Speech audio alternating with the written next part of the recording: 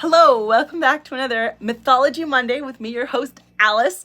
We're now doing mythologies of the world in case you missed last week's video where I talked about how I bought like 9 mythology books, and now you're going to get to hear about the crazy, wonderful mythologies that I have come across in my mythologies of the world. We're starting with the Mythopedia, which I'm divinely loving, and today we are having a little guy. Where are you from? Oh, Japan. Today we're going to talk about Tanuki. Tanuki is the troublesome, shape-shifting raccoon dog of Japanese folklore. Now, it's important to note that the Tanuki is actually a real animal in Japan. It's a fox with like a raccoon face. So picture an adorable little fox with an adorable little raccoon face, and that is a Tanuki. However, just because they are actually real, there are still a lot of legends and folklore in Japan that circle around these adorable little guys. I just love him. He's so cute. Like a little trash panda. Anyway, sorry. My daughter has a thing for pandas, so he's so cute. But anyway, there are a lot of myths and legends that do embody around these guys or are told about these guys. And I think it's because they are really funny. A lot of folklore and a lot of stories and legends that are kind of warnings, evil creatures that want to like eat you and horrible, terrifying things like that.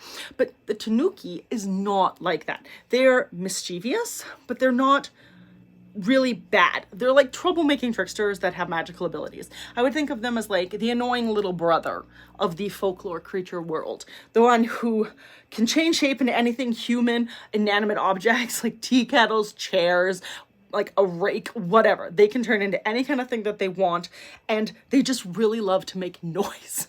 They're noisy little buggers, and they're especially fond of banging their paws on their giant little pot bellies. So they run around being like, bum, bum, bum, drumming on their bellies. Think of like gorillas on their chests, but these guys drum on their big bellies. And they also can imitate musical instruments, but also other animals. So yeah, like I said, 100% annoying little brother of the mythology animal creature world. It even says that they will use these skills to play pranks on people and have been known to trick people into getting lost and making complete fools of themselves, which, you know, again, I've said it 3 times now, annoying little brother of the mythology creature world. But this story just made me so happy. The story in this book is about a poor merchant who's trying to sell his wares, and he finds a Tanuki in the woods, and he gives him some sake because apparently they like to get drunk too. And then the Tanuki is like, I'm gonna help you out for this, thanks man. Turns himself into a teapot, which the guy can then sell for a lot of money. But then when the person who buys it tries to use the teapot, the Tanuki wakes up and screams. It's like, it's too hot. And then the guy gets mad and takes the teapot back, demanding a refund. And so the poor merchant is still poor.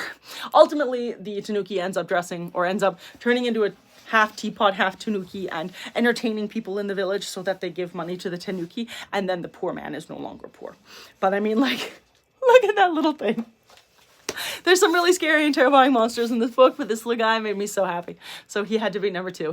He needs to be buddies with the Scandinavian gossip squirrel, because I think you could make a kid's book just about those two. Seriously, it would be hilarious. But that's all for today. So happy Mythology Monday. Thank you for stopping by, and I can't wait to show you what I have next week. Bye, guys.